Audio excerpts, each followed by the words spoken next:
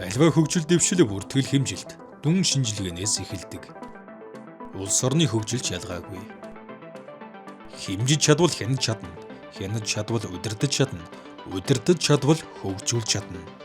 Ийм учраас цөөн залуу хүн амтай эрдэс баялагын нөөцөгтэй зах зээл дойр мэдээллийн технологи харьцангуй сайн хөгжиж байгаа Монгол улсын хувьд өрсөлдөх чадвараа зөв тодорхойлж, тогтвортой бодлого тууштай хэрэгжүүлбэл хөгжлийн гайхамшиг бүтээх бүрэн боломжтой.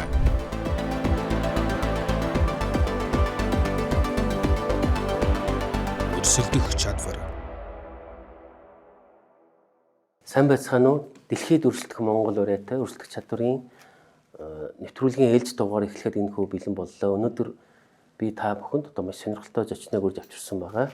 Урилгыг хүлээж авч оролцож байгаад баярлалаа. Та ингээд өөрийгөө товч танилцуулна уу? За баярлалаа. Намайг урьж оролцуулсан. Намайг эдийн цолхон гэдэг. За би геологч мэрэгчлээ хүн. Тэгээ одоо хүмүүсийн жоохон баг зэрэг таньж байгаагаар нь бол халзан бүрэгтэй төслийн гүйцэтгэх захирал гэдгээр нь бол таньж авах. Газрын ховор элементийн халзан бүрэгтэй төслийг хэрэгжүүлэгч Эмэнрик компани гүйцэтгэх захирал Соломон. Соломон нь шинжлэх ухаан технологийн их сургууль болон Америкийн нэгдсэн улсын Ютагийн их сургуулийг геологч мэргэжлэр төгссөн бөгөөд уул уурхай, эрдэс баялаг, хүнд үйлдвэрийн салбарт ажилласан 17 жилийн туршлагатай. Тэрээр энержи ресурс компанид ахлах геологч, менежер, архны төмөрлөгийн үйлдвэрт геолог уурхай хариуцсан төслийн менежер, Эмэнрик компанид геолог уурхай хариуцсан дараа халзан бүрэгтэй хөгжлийн сангийн гүйцэтгэх захирал, Дэлхийн банк, Вашингтон мужид уул уурхайн ахлах мэргэжилтнээр тус тус ажиллажээ. Энэ хугацаанд томоохон ордуудыг эдийн засгийн эргэлтэнд оруулж олон улсын хөрөнгө оруулалт татахад нөөцийн тооцоолыг баталгаажуулах, засгийн газруудад стратегийн зөвлөмж өгч салбарын засаглалыг бэхжүүлэх, Зүүн Африк, Баруун Балкан, Монгол, Төв Азийн орнуудад эрдэс баялаг суурилсан хөгжлийн бодлого боловсруулах, вертикал минералаар дамжуулан өөрснөөс алгуур шилжих хөтөлбөрөд болон эрдэс баялагын салбарын нийтийн бодлого боловсруулах чиглэлээр мэргэжсэн Монголын уул уурхайн салбарын шилдэг мэргэжилтүүдийн нэг юм. Салбарт 17 одоо 8 дахь жилдээ ажиллаж байгаа. Үндсэндээ бол одоо мэргэжсэн чиглэл нь яг уурхайчин хүн бол байсан. Уурхай гүндний ажил их олон жил ажилласан. За тэгээд шинжлэх ухааны чиглэлээр ч бас жоохон оролцож исэн.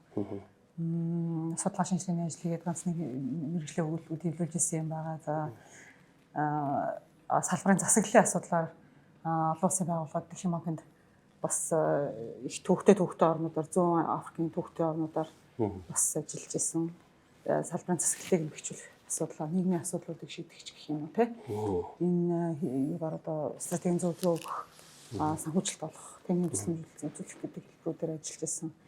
За тэгээд одоо Монгол улсын газрын ховор элемент гэдэг зүйл рүү шамлж орчиход нэлээд нэлээд болж байна. Эмэгтэй хүүхэд эмэгтэй яаж байгаад одоо геологийн мэргэжил эзэмч. Яг бол геологч ерөөхдөө тийм жоохон хүнд хэцүүдэд ордог тооцогддог байсан шүү дээ. Геологийн мэргэжил гэдэг их сайхан мэргэжил шүү дээ. Ер нь олон охтууд одоо охтууд их олон болчихсон. Олон охтууд болоосай ч гэж бас боддог. Шинжлэх ухааны мэргэжил дэлхийн яг судлаач хүн шулуун судалдаг, ус судалдаг, гадаргуу судалдаг, уул судалдаг мэргэжлийн байгалийн шинжлэх ухааны хүн. Би яг 10 жил төгсөөд тэгээд ер нь бол яг геологч болъё гэл одоо шийдээд тэгээд 10 жилийн хаан төгссөн. Өсвөрийн зохион бүтээгдэхүүн сургууль. Энэ одоо Монгол Улсын төрсөн. өсвөрийн бүтээгдэхүүн. Тэрийг төгссөн. Тэгээд шинжлэх ухааны технологийн их сургуульд геологчийн мэргэжлэр геологийн зураглалын ангид орсон. Зураглалын ангид яг юу гэдэг вэ гэхээр одоо ингээд анхаарчдын ирэл зураглал хийдэг хүмүүс шүү дээ. Ихээрээр ингээд алхтайгаа алхаж яадаг хүмүүс байгаа. Манай улс ч одоо нөгөө яг ерөнхий геологийн зураглал бол хийцэн. Гэхдээ наривчилсан нэг 50,000-ны торлолтой болов те. Тэр нэг 40% байдаг гэж сонсоодсон. Тэгээд одоо орноо мэдгүй байна л гэсэн үг. Ерөөсөө л бид нар ямар баялагтай юу даваа талтайгаа мэдгүй байгаа л гэсэн үг ерөөсөө. Манай геологч нар нөгөө тэдний масштабтай, эдний масштабтай гэдэг ирэх хүмүүс ойлгохгүй байгаа байхгүй. Гэхдээ эн чинь ерөөсөө тэр их л олон газраар геологч хүмүүс алхаж явж юу байгааг нь мэдэхгүй байна л гэсэн. Зөв. За манай нэвтрүүлгийн одоо гол үндсэн санаа гэх юм уу те зорилго бол өрсөлдөх чадвар үүдэг. За манай төв өрсөлдөх чадрыг одоо 3 төвшөнд жил болгон ингээд хэмжээд тайлгнадаг юм байна. Эхнийх нь улс үндэстний төвшөнд. Тэр одоо манай улс одоо улсаараа те дэлхий дээр одоо хэр өрсөлдөж чадчих вэ? харамсалтай нь ерөнхийдөө сүүлийн жилүүдэд тогтмол ухарч байгаа, хойшлж байгаа. Яагаад гэвэл бусад улсууд чинь биднээс илүү хурдан хөгжөөд байна тийм ээ. Илүү орчинтой зогсож байна. За хоёр дахь түвш нь болохоор аймагуудын түвшинд өршлөх чадрыг судалдаг байгаа. Манай аймагуд одоо хэр өршлөх чадвартай байна. Тэгээ ерөнхийдөө дунджаар дээшлжэл манай улсын өршлөх чадвар чинь дээшлэх боломжтой гэж үздэг. За 3 дахь нь бол дөрвүүд өршлөх чадрын тайлан байдаг. Тэр яг хотын хувьд нийслэлийн хувьд бол бид нэр илүү нэг амьдралын чанар талаас нь судалж байна.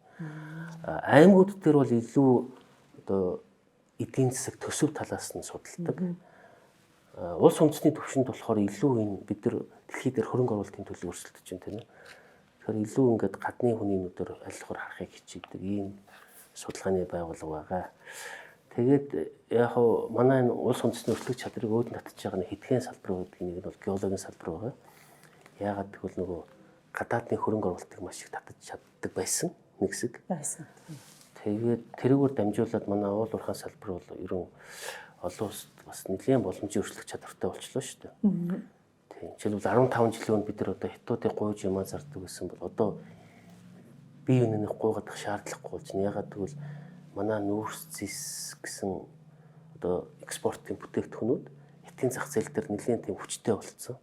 Тэгэхээр ингээ бие биенээс айгүй хараат болчихж байгаа учраас нэг талд ангаараа ингээд нөхцлөө болцлоо тулгах боломж муу болж байгаа. Тэгэхээр энэ юу гэсэн үг вэ гэхээр манай геологчдын ачаар манай уул уурхай салбарч одоо бас дэлхийд тоогдоо тий дэлхийн хамгийн том зах зээл дээр хүчтэй өөрчлөгч болчиход байна л да.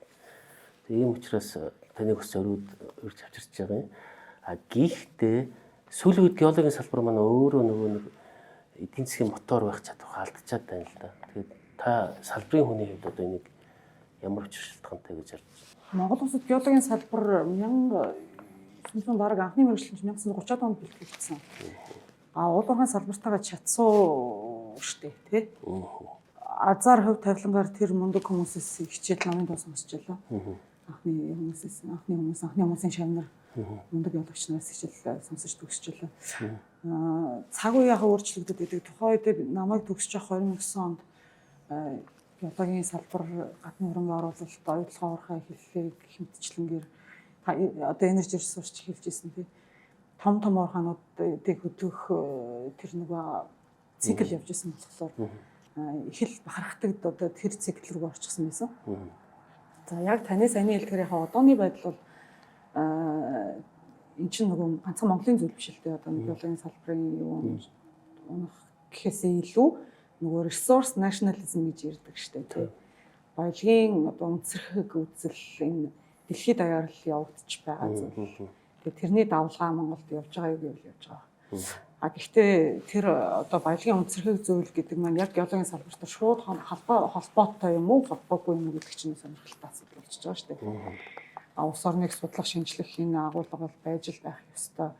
Одоо олборлоод, хуваарлаад хүргэх арга нь тусдаа судлаад шинжилээд байгаагаа мэдгч нь тусдаа гэж агуулгаар нь салгаж ойлгож морал болчиход байгаа юм бол миний зүгээр хувь хүний үзгээр Америк, Австрал, Канада, Норвег тий хятад хүртэл улсаасаа баг ингээд зарим мууж улс нь жилд 20 тэрбум доллар гаргаад газрын хөвлөдөө юу байна гэдгийг ингээд тогтмол хайлгаалаад юм билээ л дээ. Тэгээ тэр мэдээллийн ил тод байждаг. Тэгэхээр яг газрынхаа нөөц дотор бид нар ийм хөө нөөцтэй байна, баялагтай байна гэдгийг харуулсан бахад тэр улсын нөгөө үндэсний мөнгөний тэмдэгтэн чангараад ирдэг. Яг үл эдэр чи илүү ихтгэл таах чадвартай байна. Одоо нөгөө хоёр айл үйлах нэг нь алттай айл үйлээ гэж бодод хүмүүс мэддэг те адранд нэг одоо шижир алтай яг 2 3 алттай айл гэж нөгөөд нь ингээд алтгүй айл гэж хүмүүс шал өөр харсан шүү дээ. Яг энэ шиг л ингэж дэлхийд даяар явдаг л дээ. Харамсалтай нь манай геологийн салбар одоо энэ эдийн засгийн үннийг одоо олон нийтэд ойлгуулах, таниулах, хуулах тал дээр нэг жоохон алдаад байгаа мó гэж би зүгээр хөндлөнгөө хүний хувьд хардаг л да. Тийм надад үнэн. Тэгээд би бас санал нэг байна. Ер нь интроверт төрлийн хүмүүс байдаг. Зүг. Ажиллал хийдэг хүмүүс чулуу шаруудтайгаа л ноцолдоод л явж л байгаа одооч гэсэн. Яг гэд нийгэм рүү энийг ингэж одоо PR-дагч гэдэг юм уу, зөв ойлгуулгач гэдэг юм уу, тэр зүйл нь орхигдоод их удаан явчихсан учраас нэг мэдсэн чинь геологийн ажил алх хайраад явж байгаа хүмүүс маань хээр аюулгүй явж чадахгүй хэмжээнд хүрэх гээд байгаа байхгүй юу? Бараг үндэсний дайсан тулахгүй шүү Тийм. Одоо үнэхээр одоо геологийн алхтай хүн явж байхаар ингээд муухай хардаг хэмжээнд очих гээд байгаа тийм нөхцөл байдлыг би зүгээр хувь хүнийхээ хувьд мэргэжлийг 17-8 жил ажиллахдаа тэгээд аль алийг тулчиж байгаа байхгүй.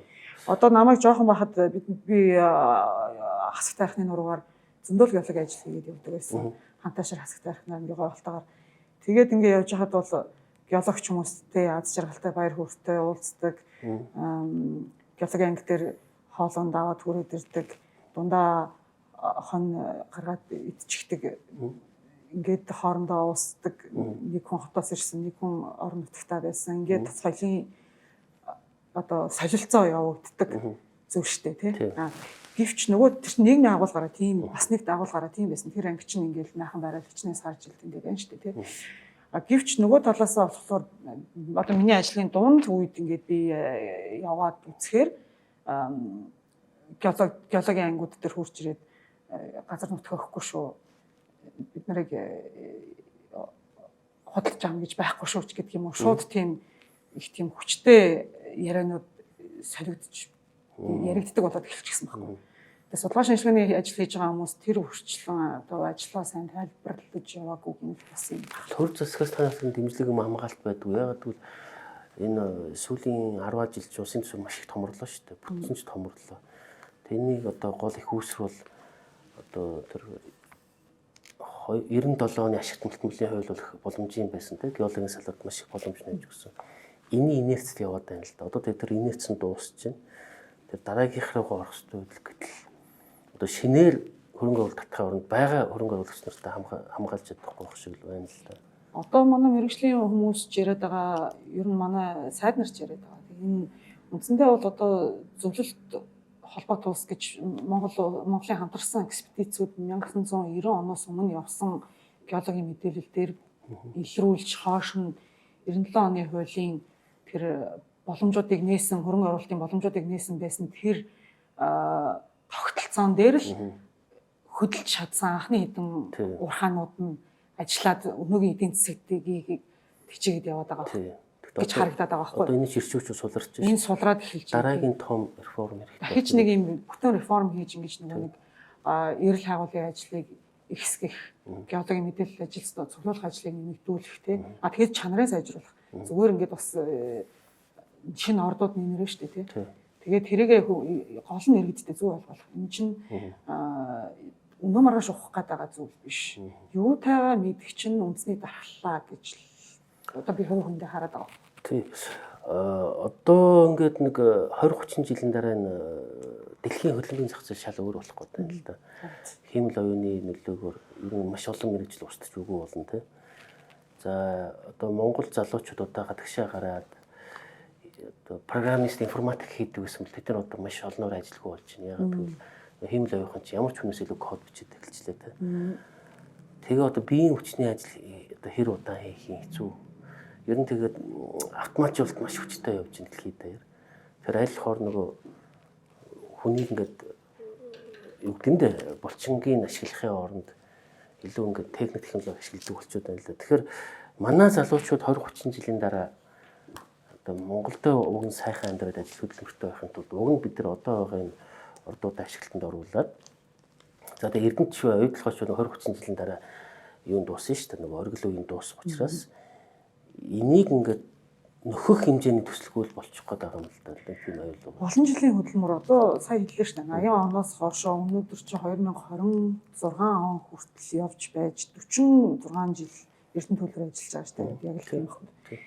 Тэгэхээр ингэж явж байж л эдийн засагт өөр өгөөж нь ил харагддаг учраас одоо бас нөгөө талаас хүмүүс ойлгохгүй ямар хин хэрэгтэй юу хийгээд байгаа юм гэж яриад байгаа юм байна л да. Манай улс чинь хөдөө аж ахуй суурьтай байсан шүү дээ. Тэгээд нэг ноолуурал экспортлдог 100 сая доллар экспорттой байсан. Одоо бол 100 сая доллар экспортод манай улс юу ч биш болчиход байна шүү дээ. Ингээд нэг сард л ихэд 2 тэрбум доллар жилд бараг 16-7 тэрбум доллар экспортлдог болчиход байгаа байхгүй.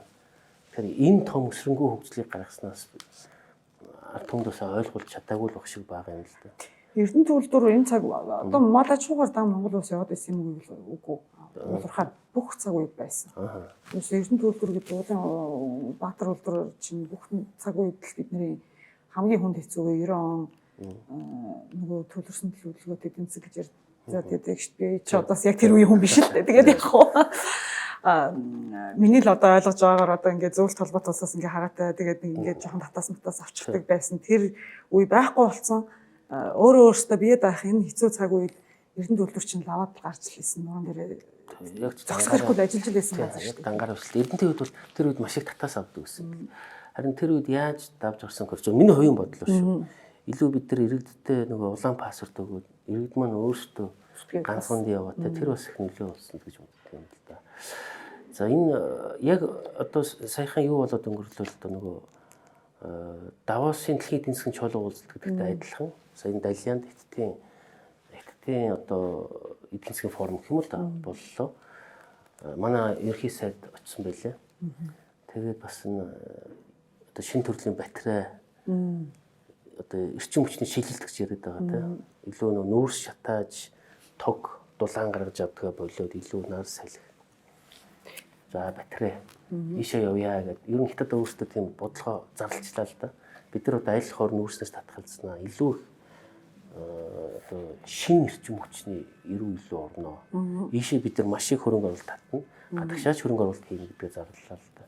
Тэгэхээр энэ одоо Хятадын шинэ бодлого төр манай геолог за таны одоо өдөрт хариуцж байгаа халдсан бүрэгдээ төсөл хэр оролцож чадах бол энэ одоо ер нь бол би бол дахиад нэг юм үүлэн чөлөөний нар шиг ийм боломж гарч ийн л гэж харж байна л да. Тэгээд цаашаа ишүү олон өрсөлдөгч нар гарч ирэн те. Яг одоо манайд бол одоо хөрөнгө оруулалтыг татах бас нэг эдийн засгийн тулгууртаа те. Зэснүүр соёроос хэд хараат байдлаасаа баг зэрэг ангижрахын боломж гэж би хараад идэм л да. Тэгээд яг түүхэд чинь уулуурхаан түүхэд чинь нэг талаас эрэлт нэг талаас нийлүүлэлт байгаа шүү дээ тий. Таны саяны ярьж байгаа эрчим хүчний шилжилт гэдэг чинь өөрөө эрэлтийг бий болгож байгаа зүйл гэж одоо энгийн үгээр хэлэх юм те. Тэгээд эрэлт чинь өөрөө одоо нэг дэлхийн дулаарлаас ангижран гээд дэлхийн дулаарлчин 5 градусыг бууруулахын тулд 1 градусаар алгуурхан бууруулахын тулд эрчим хүчний шилжилт өнөөдрөөс эхэлж хийх болохгүй. Тэгээ батарейн түүхийд тэгээ салхин сэнс тэгээ солар панелнууд тий. Тэгээд энэ чинь үндсэндээ бол хамгийн их ялгаруулдаг чинь автомашин тэгээд цахилгаан станцууд цахилгааны хөөсрөл байгаа шүү дээ. Тэгэхээр автомашины одоо тэр цахилгаан батарейнд уулын халзан өргөтэй бол хамгийн чухал хэрэгцээ гэдэг үг байгаа. Байнгын соронд тогтмол соронд байгаа. Тэгэхээр хэрэгцээтэй эрэлт бий болж байгааг бий болж байгаа. Зах зээл нь томорж байгааг томорж байгаа тий. Олон улсын эрчим хүчний агентлагийн тооцоололоор ч одоо 2030 40 хүртэл лөө ер нь яг permanent magnet-ны зах зээл чинь өөрөө 40-50% нэмэгдэх процесс явж байгаа шүү дээ. Тэгэхээр эрэлт нэг талаас үүсэж байгаа. Нөгөө талаас энийг харсан маш их нийлүүлэлт хийгдэж эхлэх гэж байгаа. Африкийн орнууд одоо хайгуулаа үйл зөнгөө хийж байна. Монгол ганцхан үйл хийж чадахгүй байна. Ер нь бол бид нар бол зам бол хайгуулаад хиймээр байна. Гэхдээ хайгуулаа хийж чадахгүй байна. Тэгэхээр бид нар хоцроод эхэлж байгаа. Боломж байгаа гэвэл байгаа. Гэхдээ яг ингээд цаг хугацаа гэдэг чинь юм чин цаг хугацаа гэдэг. Энэ цаг хугацаанд амжиж чадахгүй гэдэг дээрээ л байна юм бол. Манай төсөлч одоо хайгуулаа хийж чадахгүй үндсэндээ бол хурцнаасаа 2.5 жилээр төсөл ерхий өөрөөр хавшлаад явж байгаа. Төсөл болоо шүү дээ. Тэгээ хэрвээ ингээд нүцэн олцдог байсан бол тэгээд ингээд цаашаа боломж олцсоо мэдчихдэг байгууллагчны хоргонол үнэхээр хэрэггүй юм хэрэгтэй юм мэдчихдэг байсан бол одоо бид нарт ийм амбиц байх хэрэгтэй юм хэрэггүй юм гэсэн бодчмор л байгаа байхгүй. Дэлхийдээр боломж байна уу байгаад байгаа. Альва хөгжил дэвшил бүртгэл хэмжилт дүн шинжилгээнээс эхэлдэг. Улс орны хөгжилч ялгаагүй. Хэмжиж чадвал хянаж чадна. Хянаж чадвал удирдах чадна. Удирдах чадвал хөгжүүлж чадна. Ийм учраас цөөн залуу хүн амтай, эрдэс баялагын нөөцөгтэй, зах зээл дойр, мэдээллийн технологи харьцангуй сайн хөгжиж байгаа Монгол улсын хувьд өрсөлдөх чадвараа зөв тодорхойлж, тогтвортой бодлого тууштай хэрэгжүүлбэл хөгжлийн гайхамшиг бүтээх бүрэн боломжтой.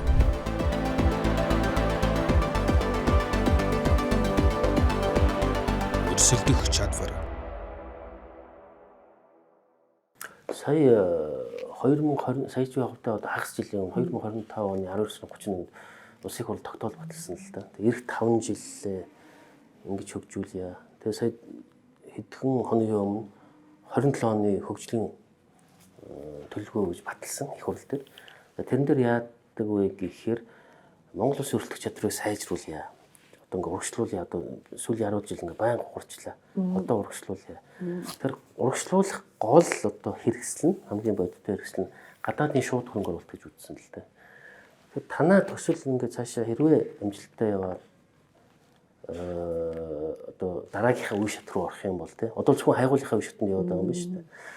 Тэгэхээр ингэх юм бол Монгол улс руу хэр хэмжээний одоо гадаадын хөрөнгө оруулалт татах боломжтой.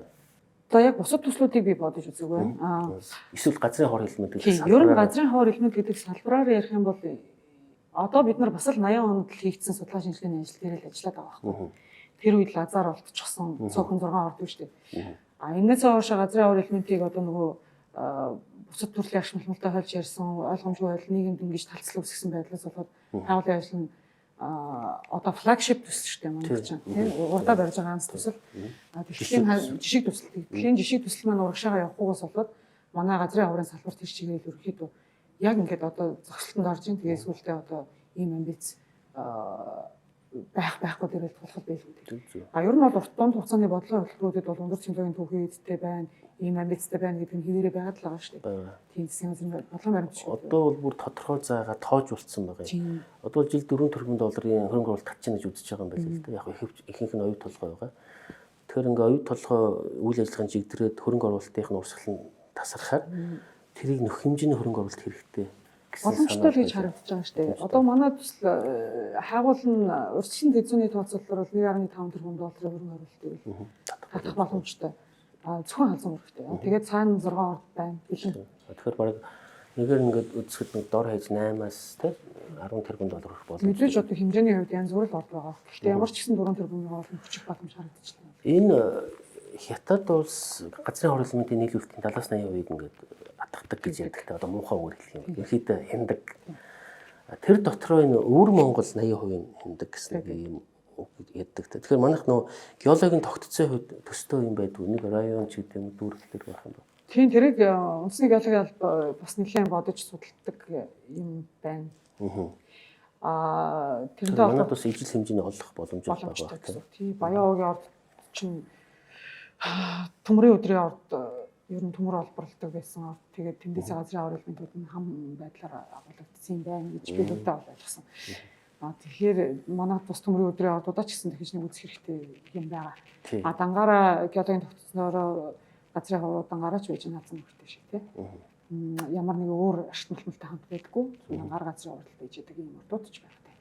Тэгэхээр энэ бол юу манай хувьд би зүгээр үзэгчтэй нэг холилдож ойлгоход Баян овоо байгуулагчны одоо сайн болон муу юу ихтэй юм шиг л. Тэгээд тэнгуү төр чи одоо аль 60 онд ашиглалтанд орсон орц гэж мэдээж л технологийн хувьд төсөө өөрчлөгдөж байгаа тухай үед муу байсан одоо сайжраа явж байгаа.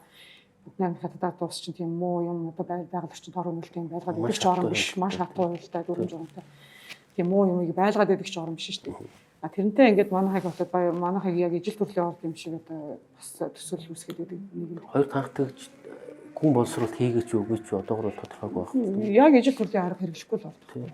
Тэгээд өөр арга хэрэглэн соёлтой барууны хариуцлагатай уулуурхай гэсэн бүх орнуудад манай төрлийн ордыг хайж байгаа. Болж байгаа. Ер нь газрын хор хэлмэд бол одоо Монгол улсын өрсөлдөх чадрыг цааш нь өөдөн татах нэг чухал салбар л да. Тэгээд даанч одоо бас юу төр засгийн бодлогын докторгүй ойлгомжгүй байх шиг байна. Яах гэдэг нь ойлгомжгүй. Тэгээд одоо яг жинхэнэ ч юм худлаач юм мэдхгүй нэг тийм эсрүүцлүүд баг шиг байна. Яг би нэг хоёугаа туршлагаа нэг хуваалцчихгүй. Яг болсон бодит юм. Оюутлогын ашиглалтанд орох гол байж чинь бас нэг умдаан гол гэх хөдөлгөөн гарч ирсэн. Ундаа сар тий. Тэгээд яг тэр үл гол хэд хэцүү л дээ. Одоо хангаан хүмүүсийн хувьд бол тий тодорхой хэмжээгээр үйлдэлдэг юм шиг байгаа юм. Улирлын чанартай гэж хэлдэг юм да. Мэргэжлүүд юм. Тэгээ оцож ингээл байгаа хүмүүс жагсаж байна. Тэгээд яг жагсаж жагсаж хагаад дарга нар явангот нөгөөдөл чи инээлээд тарчиж байгаа байхгүй. Тэгээд тэр хүмүүсийн дунд ингээ намайг тэр үед хинж таньдаг байсан чинь зүгээр сонирхоод ямар хүмүүс үүд юм бол өгч чинь үнэгэнд ахтай за хаамар маамар тэр үедээ л амар шүү дээ. Тэгээд би бол тэр хэдийг бол нутгийн гэж бол үнэхээр хараагүй. Тэд нар бол үнэхээр зохион байгуулалттай техник хэрэгсэл сайтай өсгөгч мөсгөгчтэй бичигтэй тэгээд цаашдаа инээлтэй тэр нэг үнэтэй машинда үнэтэй хувцас өмсөд явж байгаа юм би бол тэрийг энэ бол тийм яг тийм органик хөдөлгөөн гэж бол би хараагүй. Тэгэхээр танаа төсөл дээр үсэг тиймхүү бэрхшээл тулддаг. Би түрүүний ярьсан дээр нөгөө Турцийн бодлого ойлгомжгүй байна гэж яриад байгаа дээр би санал нийлдэхгүй байхгүй. Бүх урт хугацаа дунд хугацааны баримтчигтэр Турцийн бодлого маш ойлгомжтой байна. Монгол улсад байгаа өнөөдөр байгаа хууль тогтоомж дүрм журмууд нь бүгдээрээ газрын аварыг бусад орнуудтай харьцуулж үзье. Зеланд, Хятадтай, Австралитай. Илүү гарнуул хийсэн дутгаар хууль тогтоомж дүрм журм бол байхгүй. Тэгэхээр манайх газрын аварыг ашиглан оруулалт дэмжиж явахад асуудал байхгүй. Нөгөө талаасаа мэдээж нөгөө нийгэмд талцлал үүсгэсэн асуудал явж байгаа. Манай Тажикстаны хувьд холмог чигсэл. Орнууд хэрэгдэж байгаа. Хотоос очдог хүмүүс ч байгаа. Тэгээ манай асуудал чинь нийгэмд их ил учраас хин очдгийг бүгдээрээ л мэдчихэж байгаа. Тийм. Тэгэхээр энэ асуудлыг одоо хурцдах нь богино хугацааны ашигтай байдаг гэж магадгүй тийм. Ерөнхийдөө аливаа юм чинь нэг тийм урт хугацааны юмыг харахгүй урт хугацааны төсөл эхлэхэд их л хүнд байдаг л болчихчихлээ. Одоо энэ яг ер нь дэлхийн том улсууд бол жижиг улсууд нар ийм хүү арга хэрэглэдэг л дээ. Ягаад гэвэл нөгөө тэр аргаар нөгөө өрсөлдөөнийг хомж байгаа байхгүй. Өрсөлдөөнийг хомих тусам нөхдүүд ч өөрсдөө монопол байдлаа хадгалах. Тэр боломж нь их гарч ирдэг л дээ. Тэгээд одоо манай хоёр хурцсан ийм хүү арга нэлээд хэрэглэдэг юм шиг. Тэгэхээр яг энэ бол бүх том улсууд барьдаг л бодлого л доо. Манай одоо нөгөө өгдөөд чинь нэг том гүрэн байгуулсан. Тэгэл энэ тэнд алтай орн мөгдөж гэдэг юм уу те. Тэгэхээр яг л нөгөө тойрцсон жижиг улсуудаа юу яахын тулд барихын тулд бас ингээ хооронд нь ингээд үл ойлголцуулдаг тийм ингээд хүчний тэнцвэрийг барьдаг аль хоор тэнд өөрсдөө өрсөлдөгч цэрэг арим гаргаж ирэх аль хоор ингээд хордог тийм ийм хөл юм байсан. Тэгэхээр энэ бол угсаа альч улсад байдаг л бодлого. Тэгэхээр бид нар бол ингээд улсынхаа хувьд ухаалаг байх хэрэгтэй болов уу гэж боддоо шүү дээ. Тийм жижиг орны зовлон бид нар энийг манай одоо манай шинэ сонсол байх гэж сонсол хийсэн шүү дээ. Тэн дээр ч гэсэн яригдчихсэн. Одоо дотооддоо муудалцаад ингээд байж байгаа хооронд гадны том боломжоос ухраад үлдлээ гэдэг Монгол ухрлаа гэдэг юм асуудал яригдсан. Ер нь бол энэ маш ойлгомжтой. Дотооддоо бид нар чинь зөндөл янз бүрийн сэдвэр зөндөл маргалддаг шүү дээ. Одоо сүүлийн үед цахилгаан станц байрыг ихээр маргалдаад байгаа шүү дээ. Тэгэхээр чи одоо чамайг тогтоо олгоё гэхээр маргалдаад байгаа юм чинь мэдээж ухыг ихээр маргалдаа үсэх нь ойлгомжтой болчиход байгаа. Гэхдээ энэ том гүрнүүд чинь бас их сонин шүү дээ. Яг тэнд эсрүүцүүлэхээр өөрөөсөө нам дарчаад байдаг байхгүй. Бүр нам дарна. Ерөөсөө дахиж дуурахгүй бол нам дарж байгаа. Жижиг орнууд төр болохоор тэрийг ингээд өдөөгөл явж идэг тийм. Одоо яг ижил төстэй бослого жишээлбэл бослогч байх те одоо үл ойлголцтой. Зориудын нэг өмнө самуу хятад ч юм орсд ч юм гарлахад очил нам дарна шүү дээ. Хэрэн бол те. Тэгэхээр бас нэг ардсан нийгмийн нэг сул тал бас маань байна. Чи хоёр хөрш чинь өөр тогтолцоо бас манайх ч арай өөр тогтолцоо бас тэгээ хүний эрх хэрэгчлэг хааж шумдаг орн бас биш. Нөгөө талаас жижиг орны хувьд энэ байх ёстой үндэсний дархлаа хангах одоо олон улсад тоглох үзэрч гэж нэрлээд газрын аварга мэд гэдэг чинь Хятад улс дангаараа 70% барьж гинэ гэдэг чинь тэрийг алдах байх сонирхол өсөлт мэдээж байлгүй яхаа. Бидний хувьд бол ямар нэгэн байдлаар ийм ганцхан оршоос хамааралтай биш түүхийд экспортлох хүсэл бас байх ёстой. Яг одоо Япон солонгос хараад тахад хөрөнгө оруулалтыг татж байгаа экспортыг нэмэгдүүлж байгаа компаниудтайгаа хамтарч ажилладаг юм байл л дээ. Бараг нэг тал болж ажилладаг. Манайд болохоор тийм. Одоо тэр жогмаг гэдэг чинь гэж ажилладаг юм шүү дээ. Тийм байлаа. За улс үндэстний өршлөх чадрын хувьд бол юм байна. Яг манайд бол боломж байна. Гэхдээ үл ойлголцол их байна гэж ярьлаа. Хотоодын үл ойлголцол байгаа. Ховд аймгийн хувьд ойлоо жоохон шилжээд ярил л да. Манай Ховд аймаг болохоор өршлөх чадраар тийм сайндаа бол ордоггүй. Тэгээд нөгөө хотоос аслагдсан байдлаар нийслэлээс аслагдсан байдлаар хоёрт ордог байх тийм. Баян уулын дараа хоёрт орж байгаа. Тэгэхээр нэлийн хоол гэсэн. Тэгээ яг нэг зөв тогтвол ажиглагдтiin. Одоо нийслэлээс хол байх тусам тэр аймаг дээр тэгээ нэг хээл ахуул, авилга, дарамт шахалт их байх зөв тогтол байдаг байхгүй юу? Зөвхөн ховдын хувьд биш шүү. Яг тэгвэл нөгөө тийм хотоос хол аймагуд дээр хамгийн том ажил олгогч нь төр байдаг. Төсвийн мөнгөөр ингээд яадаг. Тэгэхээр тэр хэд маань өөрсдөө ингээд ерөнхийдөө нэг дээр үеийнхаар бол нэг хандлаг маягийн хааж шиг л байна. Тэгээ хувь бичлэгээ маш их дарддаг. Хотод бол ингээ хувь бичлэгнийгаа дэмжээдэж шүү дээ. Яг л татврын орлого олж ирнэ. Одоо нийслэлийн татвар матвар гэдэг. Ер нь бизнесүүд томорчвол бас ашигтай байдаг. Захын аймагуудад болохоор бизнес томорхоор бас бүүн дарамт үрээдэрдэг те. Тэдний өмнөөс одоо ингээд баах юм энэ шалгана. Тэгэхээр эндээс би одоо юу хэлэх гээд байна вэ гэхээр хоёр шалтгаан байх шүү. Төсвөөс хараат аймагуд ингээд бизнесийг дэмжих ямар сонирхолгүй болчихдог. Яагаад гэвэл тэртээ улсын төсвөөс ингээд мөнгө ороод ирдэг учраас бизнесийнхэнтэй зууралдах нэг боломж өгдөг. Гэтэл төсвөөс хараат бус харин ч илүү гаргаад тэрийгээ нийслэл тушаадаг аймагуд болохоор бизнесийнхнийг аюу их дэмждэг нэг юм соёлын ялгаа харагдаад байдаг л та. Танд тийм зүйл ажиглагдчихна.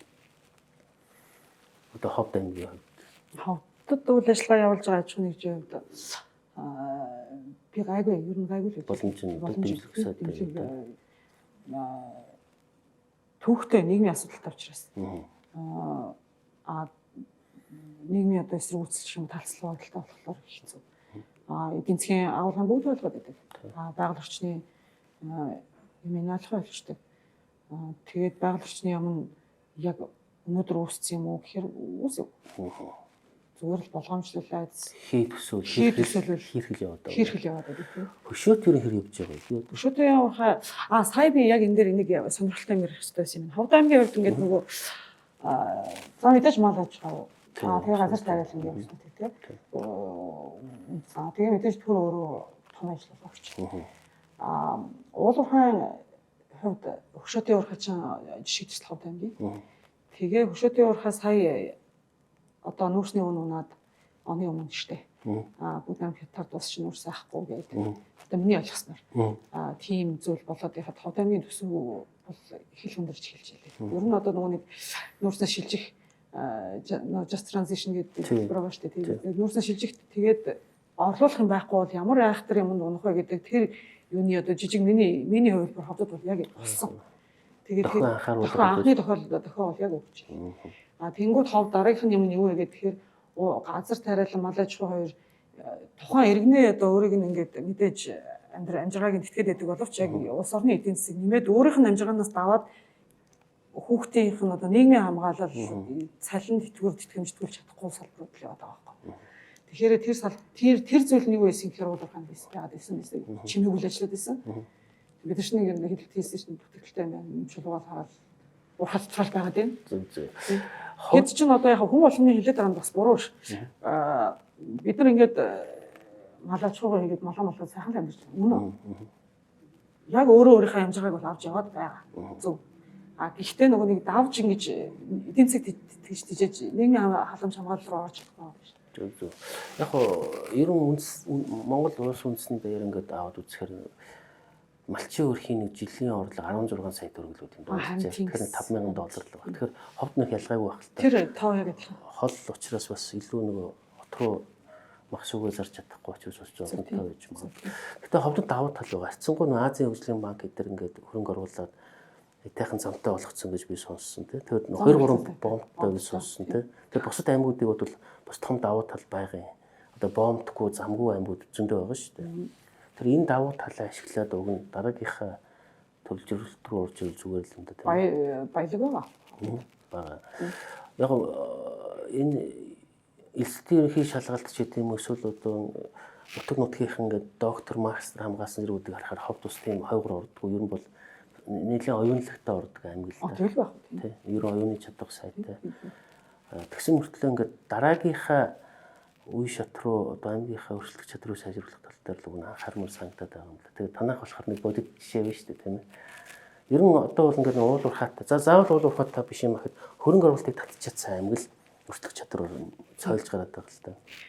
Ховдын хувьд дараагийн боломж нь за стратегийн бодлогын баримтчийг бий болгохдоо хөшөөтийг анх одоо ашиглалтанд оруулах гэж явах үед ямар ч гэсэн баталж исэн баримтчигтэй. Тэрнээс хойшоо бол тэр баримтчиг нь одоо манайх дээр хамарч үйлчилж чадахгүй байгаа юм байна гэж харсан. Тэгэхээр энэ асуудлыг шинжлэх шаардлага үүссэн. Явж байгаа. Одоо ерөнхийдөө ховдчууд төшөөдөд одоо хэр ам сатын эсвэл дургу байна уу? Ер нь уур амьсгал хэрэг байх шүү. Хөшөөдөд сайн байдаг гэж би. Анх бол маш их эсрүүцэл гарч ирсэн шүү. Тэг. Яг бид тэр хошид төр нэгэн дээр зөв мэрэгжлийн хүний хувьд нэгэн дээр аягүй харамсч явдээ. Уг нь тэн тэр нэг босруулах угаах үйлдвэрээ барьцсан байсан бол маш их өршлөх чадвартай болсон. Ховдод маш их ажлын байр бий болсон. Тэгээд тэр яг хөө сайн нүүрсний ундаг чинь тэгэл бас л түүхийн нүүрс учраас л унж байгаа байх л та. Хэрвээ босруулсан сайн чанарын болгоо баяжуулсан байсан бол бас харьцангуй боломжийн байх байсан гэж магадгүй. Би тэрийг ойлгохдоо яг би хөшөөд төслийг одоо орлож төлөвлөж ярих хэрэггүй л дээ. Гэтэ хавдаа зөвхөн хүмүүсийн сонсоод байхад бол компани зүгөөсөө ч юм уу хөрөнгө оруулагч зүгөөсөө бол танаа нутагт байж одоо юм өртгөө танаа нутагт чингээ гэсэн орлого зөндөө хийдчихсэн юм. Тэгээд даанч одоо аймгийн хэмжээнд л нэгдсэн санал юм л хүрч чадаагүй. Тэгээд мэдээж цаг хугацаа үлдэхгүй хөрөнгө оруулагч бол ажил нь явах хэрэгтэй юм чинь хэлийн санал үйлдвэрээ барьчихсан л асуудал үүссэн. Тэгэхээр бас л үйлдвэрийн хэмжээнд бас хөрхөн эсрүүцэлтэй гэсэн гэж ойлгосон. Тэгэхээр одоо ингээд тухайн төсөл нэг эсрүүцлээ жижиглээд бас нэг жижиг хэсгүүд нь бас эсрүүцлээ. тэгэхээр одоо ингээ босод улсуудыг хараад байхад хөгжлийнхаа бодлогыг их сонин томилоод байгаа юм л да. Зөвхөн газар те хүн одоо хүний хүч мөнгө капитал гэдгээс гадна тэр одоо хөгжлийг бий болгодог нэг чухал орц түүхий мэдлэг гэж ойлгоод байгаа юм. Тэгэхээр одоо ингээ манад бол яг тийм мэдлэг нийтийг хамарсантай нэг цай ойлголт болох тэр процесс нэг муу байл. Тэр нэг муу байгаа учраас нэг хийрхэлтэй хий айдас эндээ автж чинь тэгээд бид нар ч одоо маш их боломжоо алдаж байна. Одоо дараагийнхаа үеийнхэнд бид нар илүү сайхан амьдрах те Монголдоо ингээд том хөрөнгө оруулагч болоод явах. Тэр боломжийг л одоо бид нар энэ нийтийн мэдлэг гэдэг юмыг одоо огоорсон гэх юм уу хайсныхаа одоо үр төлөөсөө л одоо төлж гин гэж бодож байна. Одоогийн хувьд хэрвээ одоо манай төсөл заа байгуулалт хийж чинь баялаг юу байгаа юм гэж байна. Мэдээж байгаль орчин гэх мэтчлийн асуудлууд нэг тийшээ зэгсрээд хэрвээ төсөл ажил авах юм бол тухайн төслийн хувьд их давуу талтай юм шиг байна. Тэгээ ер нь одоо тэр хүмүүн капитал сайтай баруун таван аймгийн хэмжээнд бол одоо бүгдээрээ хурж ирээд одоо манай төсөл дээр ажиллах боломжтой. Заавал одоо Улаанбаатар хотоос ингээд мэргэжлээ болсон учраас аваачихсаа илүү тэндээ хийчих бол боловсролын суурь баазууд ихтэй. Яг Ховд аймгийнхаа төвс хэр хол юм? 60 км боломжтой юм байна. Тэгвэл ерөн дараагийн одоо 70 задгад ч юм уу дараагийн хам богдчиг болох боломж бол байгаа. Хам богдч нь 40 км үстэй. Яг тийм л зайтай. Тэр одоо хам богд бол ерөн мух аймгийн төвөөс гоё том болсон их орчин үеийн. Би 1000 сумын төвчөн манахаас бас их гаргал байгаа. Энэ сумын төв бол өдрөг гэгээлэл харагддаг шүү дээ. Альва хөгжил дэвшил бүртгэл хэмжилт дүн шинжилгээнээс эхэлдэг.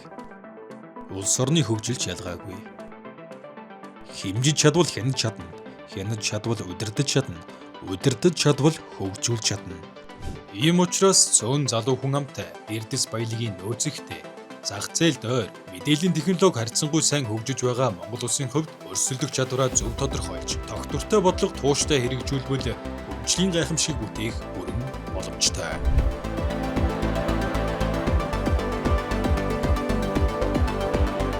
Өрсөлдөх чадвар. Би нэг Америкт бас нэг очиж ирсэн. Тэгээд Америкууд бас өрсөлдөх чадвараа яаж сайжруулсан гэх нэг тийм хамтын туршлага судлах юм болоод тэр North Dakota, Wisconsin ч үлээ нэрийг буруулж иж магадгүй шүү.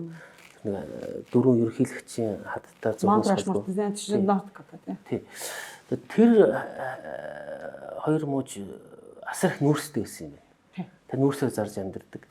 Тэгээ бас тэнд ингээл нутгийн индианууд эсвэл юу яадаг ингээд эсрүүцэл маш их гардаг. Яг л манай зовлон туулж ирсэн юм байл л. Тэгээд нөхдүүд одоо юу яаж эдийн засгаа төрөлжүүлэх вэ гэхээр юу багш нарынхаа цалин гинцсэн юм байна. Сарын 7,000 $. Тэр үе бол маш өндөр цалин байхгүй. Тэгээ бага ангийн багшийнхаа цалин нэмц чинь маш их хүн тэр жижиг хотод ирээд айгүй мундаг бага сургуультай болоод дараад нь дунд сургуультай болоод дээд сургуультай болоод дэрэгдээ нэг жижиг лаборатори нээсэн юм байна. Эмнэлгийн одоо тоног төхөөрөмж хэмждэг яадаг ч юм стандартжилдаг юм. Тэгэхээр чинь одоо тэр үйлдвэрүүд ингээ бүр амар том болоод Америкийг юугаар хангаж байгаа.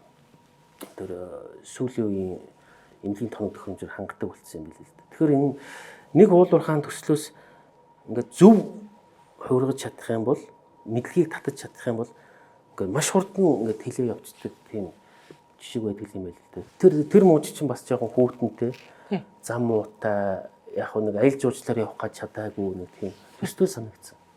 Тэгээд яг тэгж харагдаад байдаг шүү дээ. Тэгэхээр танаа төсөл зөвхөн өөртөөгөө төслийн өрөөнд биш дараад нь ховд аймагт юу үлдэх юм, яаж хүчтэй болох юм, яаж өршөлтөх чадвартай болох юм, яаж төрөлжүүлэх юм гэдгээр хэрэг хамтарч ажилладаг уу? Ажиллах байх. Яг мэдээж гэхдээ өөртөө төсөл рүү их яаж юм. Мэдээж ихний ээлжинд болж байгаа л да. Тий. Зүгээр Яг бол та нар ч одоо буйны байгууллага биш шүү дээ. филантроп үйл ажиллагаа гэхдээ нийгмийн хариуцлагын хөтөлбөр corporate social responsibility гэж байлгүй л яхаа тийм. Тэрний хэмжээнд бид нар ямар ч гэсэн ихний ээлж нь манай жишг хөтөлбөр чинь боловсролын хөтөлбөр. Одоогийн байдлаар бид нар 3 жилийн хугацаанд 60 гаруй оюутанд сургалтын хөтөлбөр тусламж өгч гисэн явж байгаа. Сайн шүү дээ. Тэгэхээр тэн дээр хүүхдүүд их сурдаг, уулархаагаарч их суралцдаг. Тэгэхээр бид нар мэрэгжил харуулцахгүй хөтөлбөр. Тэгээд тэрийг заавал ингээд хүмүүсийг уулархаа сур гэдэг хүчлээд их байхгүй шүү дээ. Улаанбаатар хотод сурж байгаа, хот их сургуульд сурж байгаа хэмжил хүүхдүүд ба. Энээс хойш бид нар бас мал аж ахуйгаа дэмжиж тэтгэсэй гэдээ бас мал аж ахуй нь манай сумчин 700 өрх нь малчин өрх байхгүй 900 өрх байсан. Тэгэхээр ер нь малчин сум байхгүй. Нэр нь малчин юм уу эсвэл малчин өрх олонтой сум чинь нэр нь ямар мянгад сум уу? Мянгад гэдэг чинь нөгөө нэг юунаас нүүж ирдэг хотгоодуудын сум тийм. Хөсгөлөөс нүүж ирсэн гэж ярьдэн шүү дээ. Би өөр хотгоод хүмүүцгээс яриад байгаа байхгүй. Завхан өвсгөлөрийн завсрын хотгоодуудын нэг юм би л дээ. Цэвэр хотгоод байгаа. Манай хамаатнууд байдаг юм байна. Холын хамаатнууд заа. Та ятгаар ярих цаг дуусчин. Тэгээд ер нь аливаа уулуурхаан төсөл чинь юу 3 төвшөнд одоо үр өгөөжийн тооцдог л доо. Эхнийх нь бол мэдээж хөрөнгө оруулалтынхаа үр өгөөж төлөх ёстой. Яг бол тэр чинь бид нар чинь чөлөө зах зээлийн нийгэмд амьдарч байна шүү дээ. Тэгэхээр хөрөнгө оруулсан хүмүүс бол хөрөнгө оруулалтаа нөхөөд ашиг авах ёстой. За дараад нь улс улаан аймгийн төсөвт мөнгө өгөх ёстой. Татвар хамнаатай төлөх ёстой. Тэр бол маш чухал. За 3 дахь хамгийн чухал үр өгөөж нь давхарх нь болохоор юу гэдэг? Ажлын байр бий гэдэг. Тэр оронд тэр их ажлын байр бий болгож байна. Экспортын орлогыг хэрэг төрөлжүүлж байна. Тэр долларын урсгалыг одоо Монгол доллар олж ирэх хэрэгтэй шүү дээ. Манай төгсчин сулраад байгаа учраас тийм. За дээр нь одоо гадаад бодлого дээр бидний одоо нэг 2-3 орноос хэд хараат байгаа эдийн засгийн нь бол тийм сайн зүйл биш. Хараат бас болох хэрэгтэй тийм үү? Бид нар 3 дахь төршийнхөө бодлогыг нээлттэй зарлалцсан. Тэрэндээ үнж байх хэрэгтэй. Тэгэхээр ийм төсөл дээр одоо ингээд үр өгөөж нэмэх олон талаас нь авдаг олон улсын аргачлал байдаг л дээ. Халдсан бүрэгдэхүүн хувьд бол яг энэ шалгуураар хараад үзэх юм бол зөвхөн ховдын төдийгүй улс их орны хэмжээнд л одоо үр өгөөж төгс би зүгээр хувьдад хамгаалж байна л да энэ тал дээр таны бодол санаа юм. Одоо definitive feasibility study нөө үндсэнд хэзээ гарсны дараа бид нэр яг тануудаа найдвартай хэлэх боломжтой болно. Дахиад маш ойлгомжтой гэдэг. Ер нь хөрөнгө оруулалтын нөхөх төсөл мөн үү? Нөхөх төсөл мөн. Уурхай одоо юм байхгүй. Энэ бол хийсвэр төсөл. Тэ цаасан дээр байгаа төсөл ба цаасан дээр байгаа төсөллөөр маань бол одоо 600 гаруй үндсэн ажлын байр. Тэгээ ханган нийлүүлэлтийн ажлын байрууд нийлээд нэг гараад явчих. Төсөл ихний ээлжинд. За хүн талаасаа хөрөнгө оруулалт 1000 хүний цалинчаас овоо юм болно да. Дунджаар нэг сарын $1000 гэхээр тэр эдийн засгийг бол ингээд сүф гээл босгоод ирэх нь шүү. Бараг төслөөсөө илүү их хэмжээний орлого гарах нь шүү дээ. Тэгэхээр хавдаамын хэмжээнд 1000 ажлын байр. Оюут толгой 572 эд явж хахад Улаанбаатарт 90,000 хүн орон сууцнд орж ирсэн байхгүй. Тэгэхээр уулуурхаан төсөл чинь нэг зовлонтой юм шууд үр дүн харагдчихгүй дандаа ингээд дамжиж ипотекээр ч юм уу өөр бусад салбараар гарч ирдэг л дээ. Тэгэхээр тэр 1000 ажлын байр сард тэр хэмжээний одоо ингээд эргэлт бий болчих юм бол баг төслөөсөө илүү хэмжээний л юу авчрах юм байна да. Тий. Амийнхаа төсөв хавдаамын хэмжээнд 1000 ажлын байр гэдэг чинь том ажил. Том. Тэгээд бусад ханган нийлүүлэх үйлчлэгнүүд нь томроод эхэлнэ. За мэдээж анхны хөрөнгө оруулалтаа нөхөх төсөл гэж харж байгаа учраас одоо бид нар хагуулын ажлаа үргэлжлүүлж байна. За тэгээд нөгөө үлдсэн юм Ер нь гаднаас одоо валют олж ирэх боломж Монголын улсад одоо юан ч юм уу доллар ч юм оруулж ирэх боломж одоо мэдээж шүүхийдээ борлуулад гэх юм бол гаднаас олж урсгал. Монголд өөрөө яг гар утсан эцсийн бүтээгдэхүүн хийж чадах. Тэгээ одоо бид нар хөрөнгө оруулалтын тэнцвэр хэрэгтэй байгаа шүү дээ. Дан ганц нэг улсаас хөрөнгө оруулалтад байхгүй бас ингээд тэр боломж хэрэг. Ер нь азрын авар дээр 3-4 өшөөд бол маш их сонирхож байгаа юм. Одоо өмнө Солонгос ч юм уу те. Япон, Зөв. өмнө Солонгос, Америк нэгдсэн улс. Сая өмнө Солонгос, Япон, Хятад гуравч ерөнхийдөө одоо нүүл ойлголцлоо хойш нь тавиад те. Одоо Америк чинь бас нэлээд тийм тодорхойгүй бодлого явуулдаг болчихлоо шүү дээ. Тэгэхээр тэр орчимдоо том бүс нутгийн интеграцид орё гэдэг бол одоо өнгөрсөн 7 хоног зарлж явах шиг үлээ. Тэгээ тэн дээр болохоор эрчим хүчний шилжилт, газрын урлагийн дээр одоо хамтраад бүс нутагтай хамтраад ажиллая гэсэн. Одоо ойлголт төрья гэсэн ийм шийдэл үүсэж явах шиг үлээ. Тэгэхгүй бол энэ хоорондын юм бол зөвхөн л байгаа шүү дээ. Тийм. Тэгээд Японы тэгтээ бол зарим төрлийн азрын авар элементүүдийг хорсон хэвээрээ л байгаа. Тэгэхээр тухайн элементүүдийн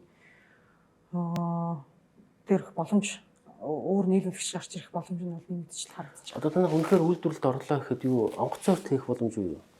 Одоо жишээлбэл манайх ч алтай заримдаа Швейцар руу зарахтаа онгоцоор зараад байдаг шүү дээ. Тийм боломж харагдаж байна. Тэгэхээр нөгөө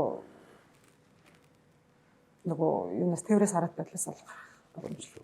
Ховдчор олон улсын хэмжээний онгоцны бодол байхгүй. Ер нь бол барьж болох юм байна тийм.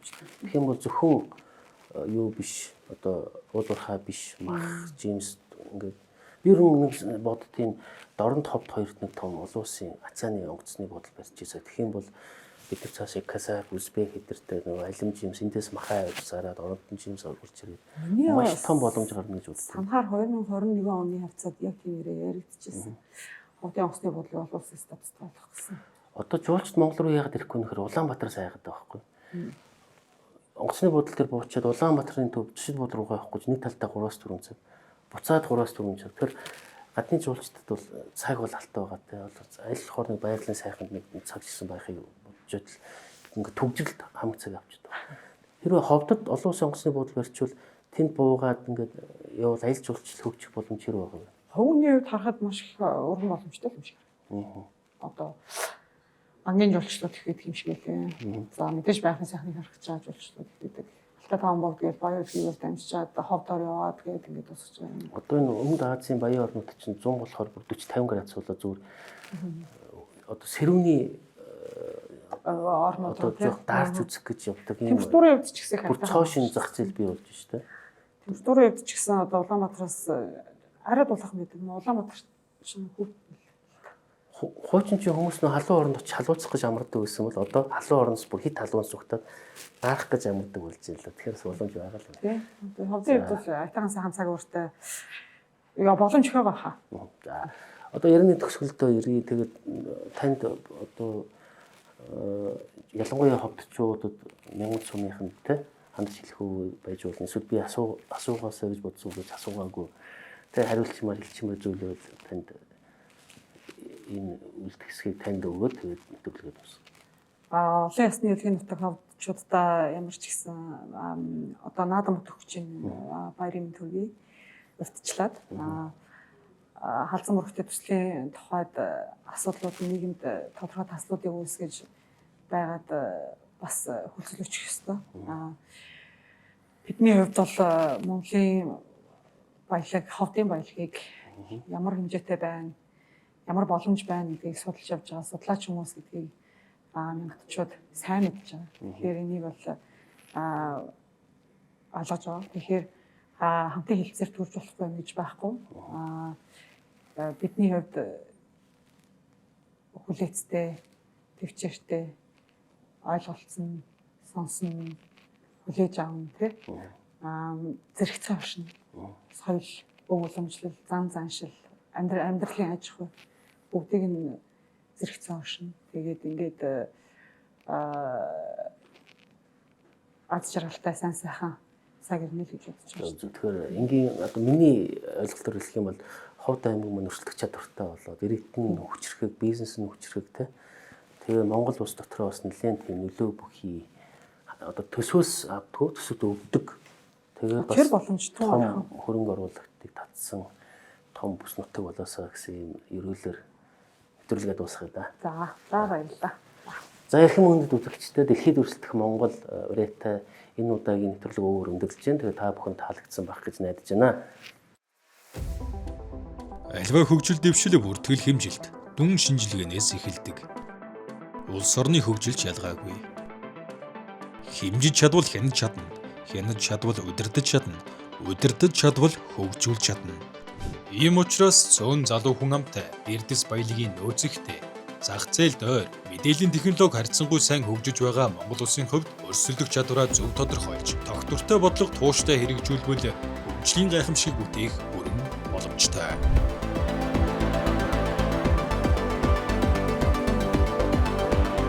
Өрсөлдөх чадвар